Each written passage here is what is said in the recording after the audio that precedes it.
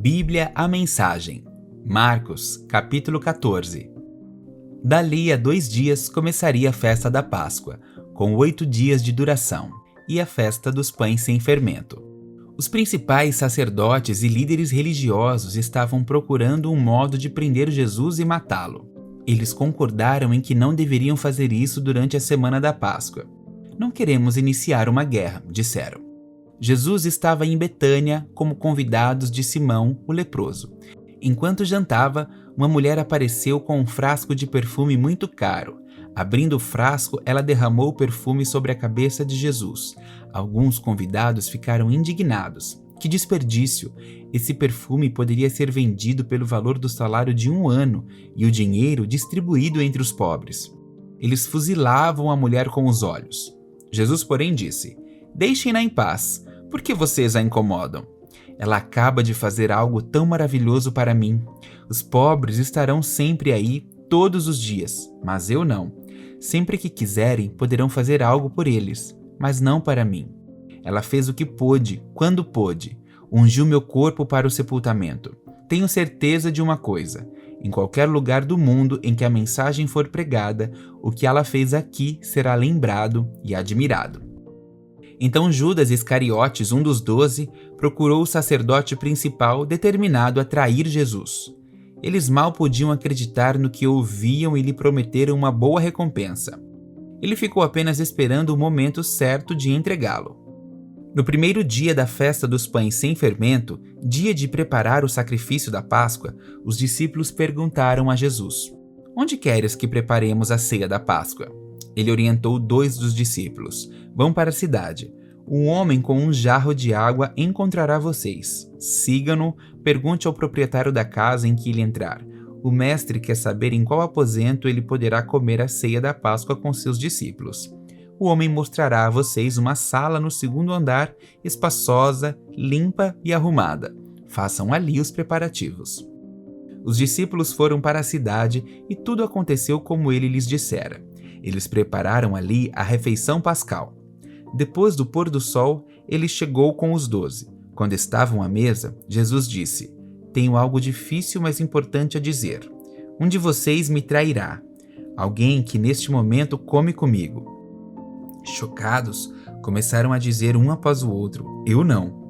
Ele respondeu: "É um dos 12, alguém que come sempre comigo. O Filho do Homem sofrerá a dor da traição, já prevista nas Escrituras." Até aí, nenhuma surpresa. Mas ai do traidor do Filho do Homem, melhor que ele nunca tivesse nascido. Durante a refeição, depois de tomar o pão e abençoá-lo, Jesus o partiu, deu aos discípulos e disse: "Tomem, isso é o meu corpo." Tomando o cálice e dando graça a Deus, entregou a eles também, e todos beberam. Ele disse: "Isso é o meu sangue, a nova aliança de Deus, derramado em favor de muitos. Não beberei vinho outra vez, até o dia em que beber no reino de Deus."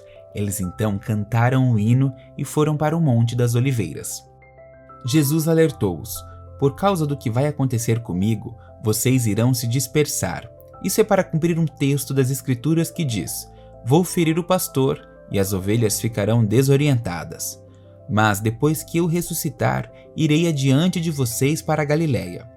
Mas Pedro, todo afoito, declarou: "Ainda que todo mundo fuja, eu não fugirei." Jesus respondeu: "Não tenha tanta certeza. Ainda esta noite, antes que o galo cante 2 vezes, você vai me negar 3 vezes." Pedro protestou, falando sem pensar: "Ainda que eu tenha de morrer contigo, jamais te negarei." Todos os outros disseram o mesmo. Então eles foram para um jardim chamado Getsêmani. Jesus disse aos discípulos: "Fiquem aqui enquanto vou orar mais adiante." Levando consigo Pedro, Tiago e João, ele mergulhou em grande agonia e declarou: "A tristeza que sinto é uma tristeza de morte. Fiquem aqui e vigiem comigo." Indo um pouco mais adiante, prostrou-se no chão e orou: "Paizinho, Pai, tu podes me livrar. Afasta esse cálice de mim. Mas, por favor, não seja o que eu quero, mas sim o que tu queres." Quando voltou aos discípulos, encontrou os 3 dormindo e disse a Pedro: "Simão, você veio para dormir? Não pode aguentar nem 1 hora? Fiquem atentos.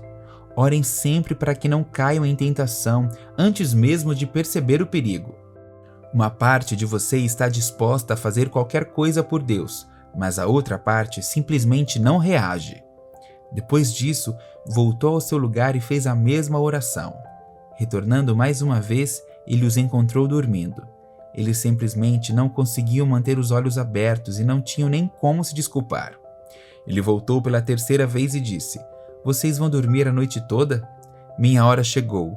O Filho do Homem está prestes a ser traído e entregue nas mãos dos pecadores. Levante-se, vamos." O traidor chegou. Ele mal acabou de falar e Judas, do grupo dos 12, apareceu acompanhado por um bando de maus elementos enviados pelos principais sacerdotes, líderes religiosos e demais líderes. Eles traziam espadas e paus. O traidor havia combinado um sinal com eles. Aquele a quem o beijar é o procurado. Prenda-no. Não o deixem fugir. Ele foi direto a Jesus e o beijou, dizendo: "Mestre." Os homens, então, prenderam com muita brutalidade, mas um dos que estavam com Jesus desembainhou uma espada e atacou o servo do sacerdote principal, cortando-lhe a orelha. Mas Jesus reagiu: "O que é isso? Vieram me buscar com espadas e paus como se eu fosse um bandido perigoso? Dia após dia estive ensinando no templo e vocês nunca moveram o dedo contra mim. Vocês acabam de confirmar os escritos proféticos." Nessa hora, todos os discípulos já haviam fugido.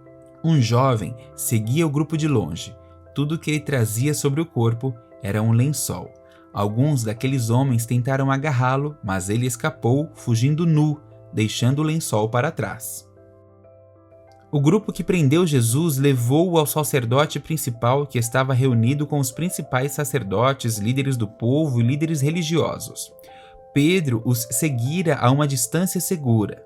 Quando chegaram ao pátio do sacerdote principal, ele se misturou com os servos e foi se aquecer perto da fogueira. Os principais sacerdotes, conspirando com um concílio judaico, tentavam achar acusações contra Jesus para condená-lo à morte, não encontrando nada. Muitos davam falso testemunho, mas um depoimento contradizia o outro. Alguns homens apareceram com essa história: "Nós ouvimos dizer: vou derrubar o templo construído com tanto esforço e em 3 dias construirei outro sem ao menos erguer a mão." Mesmo assim, não havia plena concordância entre os relatos. Nesse momento, o sacerdote principal levantou-se e perguntou a Jesus: "O que você tem a dizer dessa acusação?" Jesus não deu resposta. O sacerdote principal insistiu, mudando a pergunta: "Você é o Messias, o Filho do Deus bendito?" Jesus foi direto: "Sim, eu sou, e você mesmo verá. O Filho do Homem é sentado à direita do Todo-Poderoso, vindo nas nuvens do céu." Nessa hora, o sacerdote principal perdeu a compostura, rasgando a própria roupa, gritou: "Ouviram isso? Acham que precisamos de mais testemunhas? Vocês testemunharam a blasfêmia. Vão deixar que isso fique assim?" Por unanimidade, eles o condenaram, e foi a sentença de morte. Alguns começaram a cuspir nele. Vendaram-lhe os olhos e batiam nele, provocando: "Quem bateu em você? Profetize!" Os guardas levaram-no dali, sem interromper o espancamento. Enquanto isso, Pedro estava no pátio, e aconteceu que uma das empregadas do sacerdote principal, vendo Pedro se aquecer ali, olhou para ele e disse: "Você estava com Jesus, o Nazareno." Mas ele negou: "Não sei do que você está falando." Quando ele passou pelo pórtico, um galo cantou. A moça apontava para ele e dizia aos que estavam por ali: "Ele é um deles, tenho certeza." E Pedro negou mais uma vez. Pouco depois, as pessoas ali começaram a insistir: "Você tem de ser um deles, está na cara que você é galileu." Então Pedro ficou muito nervoso e jurou: "Nunca vi esse homem de quem vocês estão falando." Na mesma hora, o galo cantou pela segunda vez. Pedro lembrou-se do que Jesus dissera: "Antes que o galo cante 2 vezes, você vai me negar 3 vezes." Sem se conter, desabou a chorar.